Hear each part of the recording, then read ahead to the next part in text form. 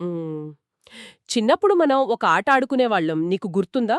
అదే ఒకరి చెవిలో ఒక మాట చెబితే, అది 10 మంది దాటి చివరి వ్యక్తికి చేరేసరికి దాని అర్థం పూర్తిగా మారిపోతుంది కదా! అవునవును. ఏదో హాస్యాస్పదమైన వాక్యంగా తయారవుతుంది. నేను ఆడాను ఆట. అదే కదా!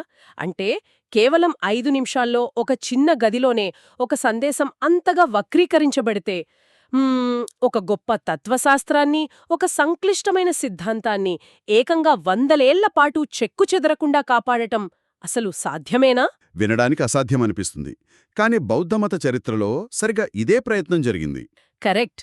నేర్చుకోవాలనే తపన ఉన్నవారి కోసం రూపొందించిన ఈనాటి మన విశ్లేషణకు స్వాగతం. ఈరోజు మనం మహావంశ అదే విల్హెల్మ్ గీగన్ అనువాదం చేసిన ప్రాచీన గ్రంథం ఆధారంగా కొన్ని కీలక పేజీలను విశ్లేషించబోతున్నాం. అవునండి. ముఖ్యంగా బౌద్ధమత చరిత్రలో అత్యంత కీలకమైన మొదటి, రెండవ మరియు మూడవ సంగీతులు అంటే కౌన్సిల్స్ అంటారు కదా, అవి ఎలా జరిగాయనేది మనం చూడబోతున్నాం. ఖచ్చితంగా. అసలు అంత గొప్ప తత్వం తన మొట్టమొదటి అంతర్గత విభేదాలను, ఆ రాజకీయ కుట్రలను ఎలా ఎదుర్కొంది అన్నది అర్థం చేసుకోవడమే ఈనాటి మన లక్ష్యం. నిజమే. బుద్ధుని బోధనలను కాపాడడానికి వాళ్ళు చేసిన అద్భుతమైన ప్రయత్నాలు, ఆ 10 అంశాల వివాదం, అలాగే ప్రాచీన కాలపు రాజకీయ లాబీయింగ్ ఇవన్నీ ఒక ఎత్తైతే, అంతిమంగా బౌద్ధమతం రెండుగా ఎలా విడిపోయింది అనేది చాలా ఆసక్తికరం. అవును. సరే, దీన్ని కాస్త విడమర్చి చూద్దాం. ఈ కథ మొదలు పెట్టాలంటే మనం క్రీస్తు పూర్వం 5వ శతాబ్దానికి వెళ్ళాలి. బుద్ధుని పరినిర్వాణం అంటే ఆయన భౌతికంగా తన శరీరాన్ని విడిచిపెట్టి వెళ్ళిపోయిన వెంటనే ఒక పెద్ద ఆందోళన మొదలైంది కదా. అవును. ఆయన సందేశాలు మాయమైపోతాయేమో అన్న భయం శిష్యుల్లో చాలా స్పష్టంగా కనిపించింది. కరెక్ట్. అందుకే కేవలం 7 నెలల్లోనే థేరా మహాకశ్యప ఆధ్వర్యంలో ధమ్మాన్ని సంకలనం చేశారు. అంటే ఈ థేరా అంటే అత్యంత గౌరవనీయులైన వృద్ధ సన్యాసి అనమాట. ఈ సంకలనం అయ్యాక వాళ్ళేమనుకున్నారంటే బుద్ధుని సందేశం ఒక 500 ఏళ్లు సురక్షితంగా నిలిచి ఉంటుంది అని ఎంతో ఉత్సాహపడ్డారు. అంటే ఒక బలమైన పునాది పడింది, ఇక అంతా సవ్యంగా సాగుతుంది అని వారు భావించారు. కానీ మహావంశ గ్రంథం చదువుతుంటే మనకు అర్థమయ్యేది వేరు. అవునవును. మొదటి సంగీతి ముగిసిన తర్వాత బయట ప్రపంచంలో, ముఖ్యంగా రాజ్యంలో అంత ప్రశాంతంగా ఏమీ లేదు. రాజకీయ అస్థిరత, మతపరమైన విభేదాలకు ఎలా దారితీసిందో చూస్తే నాకైతే భలే ఆశ్చర్యం వేసింది. ఇక్కడ అత్యంత ఆశ్చర్యకరమైన విషయమేమిటంటే, మగధ రాజ్యంలో అజాతశత్రు అనే రాజు పరిపాలనా కాలం నుండి ఒక భయంకరమైన రక్తపాత చరిత్ర మొదలైంది. హ్మ్. అజాతశత్రు తన సొంత తండ్రి అయిన బింబిసారుణ్ణి చంపి రాజ్యానికొస్తాడు. అమ్మో, కన్న తండ్రినే చంపేశాడా? అక్కడితో ఆగలేదండి. ఆ తర్వాత వచ్చిన అతని కొడుకు ఉదయబద్ధక, అతను కూడా తన తండ్రి అజాతశత్రుని చంపి సింహాసనాన్ని అధిష్ఠిస్తాడు. అరెరే, ఇదేం పరంపరండి బాబూ! అదే కదా. ఆ తర్వాత వచ్చిన అనురుద్ధక, ముండా, నాగదాసక ఇలా వరుసగా ప్రతి తరం కొడుకులు తమ తండ్రులను చంపుకుంటూ రాజ్యాలేలారు. పితృహత్య అనేది అక్కడొక కామన్ రాజకీయ బదిలీ ప్రక్రియగా మారిపోయింది. వినడానికే చాలా భయానకంగా ఉందండి. ఒక రాజ్యంలో రాజులే తమ తండ్రులను అలా చంపుకుంటూ పోతుంటే ఆ సమాజం నైతిక పునాది పూర్తిగా కుప్పకూడిపోతుంది కదా. మరి ప్రజలు చూస్తూ ఊరుకున్నారా? లేదు లేదు. ప్రజలు ఎంతకాలం భరిస్తారు? సహనం నశించి ఒక పెద్ద తిరుగుబాటు చేశారు. ఆ రక్తపిపాస వంశాన్ని పూర్తిగా బహిష్కరించి సుసునాగానే ఒక సమర్థుడైన మంత్రిని తీసుకొచ్చి రాజుగా కూర్చోబెట్టారు. ఓహో, మంత్రిని రాజుని చేశారన్నమాట. అవును. ఆ తరువాత అతని కొడుకు కాలశూకరాజయ్యాడు. అయితే ఇక్కడ మనం గమనించాల్సిందేంటంటే, ఈ రాజకీయ అస్థిరత అనేది మెల్లగా మతపరమైన వ్యవస్థలో కూడా ప్రవేశించింది. ఎలాగో? రాజులు తమ ప్రాణాలు కాపాడుకోవడంలో బిజీగా ఉంటే చట్టాన్ని అమలు చేసే నాథుడు ఉండడు కదా. ఆ అదుపులేనితనం ఆశ్రమాల్లోకి కూడా వచ్చిందా? ఖచ్చితంలో. బుద్ధుని పరినిర్వాణం తర్వాత కరెక్ట్గా 100 ఏళ్లకు ఈ ప్రభావం స్పష్టంగా కనిపించింది. వేసాలి ప్రాంతంలో వజ్జీ వంశానికి చెందిన భిక్షువులు కొందరు కొన్ని కొత్త నియమాలను చట్టబద్ధమే అని బోధించడం ప్రారంభించారు. అంటే ఆ పాప కఠినమైన నియమాలను కొద్దిగా సడలించారు, అంతేనా? అవును. వీటినే వాళ్ళు 10 నియమాలు లేదా 10 పాయింట్స్ పేరుతో ఆచరణలోకి తెచ్చారు. ఈ వజ్జీ భిక్షువులు చేసిన పనిని చూస్తుంటే నాకొక ఆధునిక పోలిక గుర్తుకొస్తోంది. ఏంటది? ఒక కొత్త స్టార్టప్ కంపెనీ గ్యారేజ్లో మొదలైనప్పుడు అందరూ ఒకే లక్ష్యంతో రేయింభవళ్లు కష్టపడతారు కదా. పగలు రాత్రి తేడా ఉండదు, సింప్లిసిటీ ఉంటుంది. అవునవును, నిజమే. కానీ ఆ స్టార్టప్కి భారీగా ఫండింగ్ రాగానే ముందుగా ఖరీదైన కాఫీ మిషన్లు, మెత్తటి బీన్ బ్యాగ్లు, ఫ్యాన్సీ ఆఫీసులొస్తాయి. వాళ్ళు అసలు లక్ష్యం వదిలేసి కంఫర్ట్ జోన్లోకి వెళ్ళిపోతారు. ఈ 10 నియమాల మార్పు కూడా నాకు అలాగే అనిపిస్తోంది. ఇంతకీ ఆ 10 మార్పులేంటో చెప్తారా? ఆ స్టార్టప్ అనాలజీ భలే సరిపోయిందండి. వజ్జీ భిక్షువులు అడిగిన మినహాయింపులు పైకి చూడ్డానికి చాలా చిన్నవిగా అనిపిస్తాయి. ఉదాహరణకు, మొదటిది కొమ్ములో ఉప్పు దాచుకోవడం. కొమ్ములో ఉప్ప అంటే భవిష్యత్తు కోసం దాచుకోవడమా? అవును, అప్పట్లో భిక్షువులకు ఆహారాన్ని దాచుకునే అనుమతి లేదు. ఏ రోజుకారోజు భిక్షాటన చేసి వచ్చిందే తినాలి. కాని వీరు ఉప్పును నిల్వ చేసుకోవచ్చు అన్నారు. ఓహో! ఇక రెండవది, సూర్యుని నీడ 2 వేళ్ల వడల్పున్నప్పుడు, అంటే మధ్యాహ్నం దాటాక కూడా భోజనం చేయడం. మూడవది, పూర్తిగా పులియని తాటికల్లు తాగడం. అరే! ఇది మరీ దారుణం కదా! కళ్ళు తాగడమేంటండి? అవును. ఇక అత్యంత ప్రమాదకరమైన 4వ నియమమేంటంటే, భిక్షువులు బంగారం లేదా వెండిని స్వీకరించడం. ఒక్క నిమిషం. ఈ చివరి పాయింట్ వింటుంటే అసలు సమస్య ఎక్కడుందో స్పష్టంగా అర్థమైపోతోంది. ఉప్పు దాచుకోవడం, మధ్యాహ్నం భోజనం చేయడం లాంటివి ఒక ఎత్తైతే, డబ్బును స్వీకరించడం అనేది బౌద్ధమత మూల సిద్ధాంతానికే గొడ్డలిపెట్టు లాంటిది కదా! అవును, 100కి 100 నిజం. భిక్షువు జీవితం అంటేనే ఏదీ తనది కాదనే భావన. ఎప్పుడైతే రేపటి కోసం నాణేళ్లు స్వీకరించడం మొదలుపెడతారో అక్కడ అత్యాశకు బీజం పడినట్లే.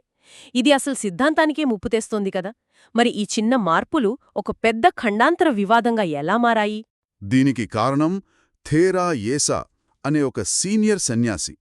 ఆయన ఒకసారి వజ్జి దేశంలో ప్రయాణిస్తున్నప్పుడు అక్కడి ఉపవాస మందిరంలో ఒక వింతైన దృశ్యాన్ని చూస్తాడు. ఆ భిక్షువులు ఒక లోహపు పాత్రను నీటితో నింపి మధ్యలో పెట్టి ప్రజల్ను అందులో నాణేలు వేయమని అడుగుతుంటారు. అదేంటి? నాణేలు వేస్తే పుణ్యం వస్తుందనా? అవును, సరిగ్గా అలాగే చెప్పారు. ఇది చూసి యెసా ఊరుకోలేకపోయాడు. విహారంలాంటి పవిత్ర స్థలంలో డబ్బులడగటం పూర్తిగా చట్టవిరుద్ధం అని ఆయన వారిని అడ్డుకుంటాడు. చాలా ధైర్యం చేశారు. మరి ఆ వజ్జీ భిక్షువులు ఊరుకున్నారా? అస్సలు ఊరుకోలేదు. వాళ్ళు తీవ్రంగా స్పందించి ఏకంగా సీనియర్ సన్యాసిపైనే దాడికి దిగుతారు. ఆయన్ని చంపేస్తామని బెదిరించి ఆయన ఇంటిని చుట్టుముడతారు. బాబోయ్! సన్యాసులు భౌతిక దాడులకు దిగేంతగా పరిస్థితి దిగజారిపోయిందన్నమాట. అవునండి. ఆ సమయంలో థేరా యెసా తనకున్న 6 అతీంద్రియ శక్తులతో, అంటే సూపర్ న్యాచురల్ పవర్స్తో గాలిలోకి ఎగిరి అక్కడ్నుండి తప్పించుకుని కోసాంబికి చేరుకున్నట్లు మహావంశ గ్రంథం వర్ణిస్తుంది. ఆగండి. ఇక్కడే నాకు భలే ఆశ్చర్యం వేసింది. మనం ఇందాకటిదాకా చాలా లాజికల్గా రాజకీయాలు, పితృహత్యల లాంటి చారిత్రక ఆధారాల గురించి మాట్లాడుకుంటున్నాం కదా. అవును. హఠాత్తుగా ఒక సన్యాసి గాలిలో ఎగిరి మరో నగరానికి వెళ్ళిపోయాడు అనగానే నాకేదో సైన్స్ ఫిక్షన్ లేదా సూపర్ హీరో సినిమా చూస్తున్న ఫీలింగొచ్చింది. పక్కా చరిత్రలో ఈ పురాణాల కలయికను మనమెలా అర్థం చేసుకోవాలి? నిజంగానే ఆయన గాలిలో ఎగిరాడంటారా? దీన్ని మనం విస్తృత కోణంలో పరిశీలిస్తే మనకు ఆ కాలపు రచయితల శైలి అర్థమవుతుంది. మహావంశాలాంటి గ్రంథాలు కేవలం క్యాలెండర్ తేదీలను నమోదు చేసే ఆధునిక చరిత్ర పుస్తకాలు కావు. ఒక వ్యక్తి యొక్క నైతిక బలాన్ని, ఆయన ఆధ్యాత్మిక ఔన్నత్యాన్ని సామాన్యులకు అర్థమయ్యేలా చెప్పడానికి ఇలాంటి అతీంద్రియ వర్ణంలో వాడతారు. ఎస గాలిలో ఎగిరాడు అంటే భౌతికంగా ఆయన పక్షిలా ఎగిరిపోయాడని కాదు. ఓహో, అంటే అదొక మెటఫర్ అన్నమాట. కరెక్ట్. సత్యం పక్షాన ఉన్న ఒక మనిషి ఆలోచనా వేగం, ఆయన ప్రభావం అంత వేగంగా ఇతర ప్రాంతాలకు వ్యాపించిందని చెప్పడం ఇక్కడి ఉద్దేశం. వావ్! ఆ కోణంలో చూస్తే ఇది చాలా అర్థవంతంగా ఉంది. అంటే అబద్ధం ఊరి పొలిమేరలు దాటేలోపు సత్యం ప్రపంచాన్ని చుట్టివస్తుంది అన్నట్లుగా ఆయన సంకల్పం శరవేగంగా వ్యాపించింది. తర్వాతేమైంది? అక్కడ నుండి యెస్స పావా మరియు అవంతి ప్రాంతాలకు చెందిన ఇతర భిక్షువులకు సందేశాలు పంపుతాడు. సుమారు 90,000 మంది భిక్షువులను సమీకరిస్తాడు. 90,000 మందా? చాలా పెద్ద సంఖ్యే. అవును. వారంతా కలిసి ఆ కాలంలో అత్యంత గౌరవప్రదమైన నాయకుడైన, నిష్పాక్షికంగా తీర్పు చెప్పగల రేవత వద్దకు వెళతారు. సరే, 90,000 మంది సీనియర్ సన్యాసులు ఒకవైపుంటే వజ్జీ భిక్షువులు ఓటమి ఒప్పుకుని ఊరుకుంటారా? వారు ఎలా ప్రతిఘటించారు? ఇక్కడే కథ మరింత రసవత్తరంగా మారుతుంది కదా. ఇది అచ్చం మనం పేపర్లలో చదివే ఆధునిక కార్పొరేట్ లాబింగ్లాగా అనిపించింది నాకు. ఖచ్చితంగా. ధర్మబద్ధమైన వాదనతో తాము గెలవలేమని వజ్జీ భిక్షువులకు అర్థమైపోయింది. అందుకే వాళ్లు అడ్డదారులు తొక్కారు. ముందుగా వారు తీర్పు చెప్పబోయే రేవతను కొనేయడానికి ప్రయత్నించారు. అంటే లంచమివ్వబోయారా? అవును. సన్యాసులకు అవసరమైన ఖరీదైన బట్టలు, రుచికరమైన ఆహారం, ఇలా కానుకలతో ఏకంగా ఒక ఓడను నింపుకుని వెళ్లి ఆయన ముందుంచారు. మా పక్షాన తీర్పు చెప్పమని ఆశ చూపారు. మరి ఆయన ఒప్పుకున్నాడా? లేదు. రేవతొక నిజమైన ధెర కదా, ఆయన వారిని, ఆ బహుమతులను నిర్మోహమాటంగా తిరస్కరించాడు. ఇక్కడే అసలైన ఆసక్తికరమైన విషయం దాగి ఉంది. దీనిని నేనెలా చూస్తున్నానంటే, ముందు సుప్రీంకోర్టు జడ్జికి లంచమివ్వబోయారు, అది కుదరకపోయేసరికి నేరుగా ప్రధాని దగ్గరికే వెళ్లారనమాట. అవునవును, సరిగ్గా అలాగే జరిగింది. వాళ్లు నేరుగా పుప్పుపూర, అదే మన పాటలీపుత్ర, రాజధానిలో ఉన్న కాలశోకరాజు వద్దకు వెళ్లారు. రాజును ఏమని తప్పుదారి పట్టించారంటే, మేము ఎంతో ప్రశాంతంగా ధ్యానం చేసుకుంటున్నాము, కాని ఎక్కడనుంచో వచ్చిన వేరే భిక్షువులు మా ఆశ్రమాన్ని ఆక్రమించుకుని మమ్మల్ని గెంటివేయాలని చూస్తున్నారు అని కట్టుకథ చెప్పారు. అరెరే, మరి రాజు నమ్మేడా? రాజు వారి అమాయక ముఖాలు చూసి నిజమే అని నమ్మి వారి పక్షాన నిలబడతానని మాటిచ్చాడు. అంటే ఒక చిన్న ఆశ్రమంలో మొదలైన వివాదం ఏకంగా అత్యున్నత అధికార కేంద్రం వద్దకు చేరుకుందన్నమాట. అవును. ఆ క్షణంలో బౌద్ధమత భవిష్యత్తు ఒక అగాధం అంచున నిలబడింది. కాని రాజు నిర్ణయం తీసుకున్న ఆ రాత్రే ఒక అనూహ్యమైన పరిణామం జరిగింది. రాజు కాలశోక నిద్రపోతుండగా అతనికొక భయంకరమైన పీడకల వస్తుంది. పీడకల? ఎలాంటి కల? ఆ కలలో అతను లోహకుంభి అనే నరకంలో పడిపోయినట్లు చూస్తాడు.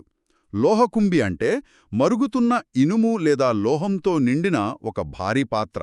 తాను తీసుకున్న తప్పుడు నిర్ణయం వల్ల ఆ మరుగుతున్న లోహంలో పడి నరకయాతన అనుభవిస్తున్నట్లు కలరాగానే రాజు ఉలిక్కిపడి లేచి వణికిపోతాడు. అమ్మో, వింటుంటేనే భయంగా ఉంది. ఇది ఒక రకంగా రాజు అంతరాత్మ చేస్తున్న హెచ్చరిక అనుకోవచ్చు కదా? ఖచ్చితంగా. సరిగ్గా అదే సమయానికి ఆకాశమార్గంలో అతని సోదరి నంది వస్తుంది. ఆమె ఒక థేరి, అంటే అత్యున్నతమైన జ్ఞానోదయం పొందిన ఒక సన్యాసిని. ఆమె కూడా ఇలాగే అతీంద్రియ శక్తులతో వచ్చి రాజు చేసిన పెద్ద తప్పుని ఎత్తిచూపుతుంది. అబద్ధాలకోరులైన వజ్జి భిక్షువులకు మద్దతు ఇవ్వటం మానుకుని నిజమైన ధర్మాన్ని పాటించే రేవత పక్షాన నిలబడాలని, అప్పుడే అతనికి, రాజ్యానికి ఆపద తప్పుతుందని తీవ్రంగా హెచ్చరిస్తుంది. రాజుకు ఆ కల రావటం, వెంటనే జ్ఞానోదయం పొందిన చెల్లెలు వచ్చి హెచ్చరించటం, ఇదంతా ఒక పాలకుడిపై ఉండే మానసిక ఒత్తిడిని సూచిస్తోంది కదా. ఒక తప్పుడు నిర్ణయం తీసుకున్నప్పుడు మనిషి అంతరాత్మ ఎలా ఘోషిస్తోందో కళ్లకు కట్టినట్లు కనిపిస్తోందిక్కడ. మరి ఆ తర్వాత రాజు ఏం చేశాడు? ఆ మరుసటి రోజే రాజు హుటాహుటిన వేసాలి నగరానికి బయల్దేరతాడు. అక్కడ ఇరుపక్షాల వాదనలు వింటాడు. చివరికి తన సోదరి చెప్పినట్లుగానే నిజమైన ధర్మం వైపు మొగ్గు చూపుతాడు. అంటే నిజమైన భిక్షువుల వైపు అన్నమాట. అయితే నాకు డౌటండి, రాజు మద్దతు లభించినంత మాత్రాన వివాదం పరిష్కారం కాదు కదా. ఎందుకంటే రాజు ఒక రాజకీయ నాయకుడు, మతపరమైన పండితుడు కాదుగదా. కరెక్ట్. ఒకవైపు లక్షల మంది భిక్షువులు, వాడివేడి వాదనలు, ఈ మహాసముద్రంలాంటి సిద్ధాంతపరమైన వివాదాన్ని వారు న్యాయబద్ధంగా ఎలా పరిష్కరించారు? ఇది ఒక ముఖ్యమైన ప్రశ్నను లేవనెత్తుతుంది. ఇక్కడే మనం ప్రాచీన భారతదేశంలో వ్యవస్థలు ఎంత పటిష్టంగా ఉండేవో చూసి ఆశ్చర్యపోతాం. 1,00,000 మంది మధ్య బహిరంగంగా వాదనలు జరిగితే అది గందరగోళానికి దారితీస్తుందని రేవత గ్రహించాడు. ఇది మెజారిటీని బట్టి కాదు, శాస్త్ర ప్రమాణాన్ని బట్టి తేలాలి అని ఆయన భావించాడు. చాలా ప్రాక్టికల్ ఆలోచన. అవును. అందుకే ఆయన ఉబ్బహాయిక అనే ఒక అద్భుతమైన పద్ధతిని ప్రతిపాదిస్తాడు. ఇది ఆధునిక కాలంలో మనం వేసే ఒక రెఫరెండం లేదా కమిటీ లాంటిది. తూర్పు ప్రాంతం నుండి 4, పావా ప్రాంతం నుండి 4, మొత్తం 8 మంది నిష్ణాతులైన భిక్షువులతో ఒక కమిటీ వేశారు. 8 మందేనా? అవును. వీరిలో సబ్బకామి అనే ఆయన అత్యంత ముఖ్యుడు. ఆయనకు సన్యాసం స్వీకరించి ఏకంగా 120 ఏళ్లయింది.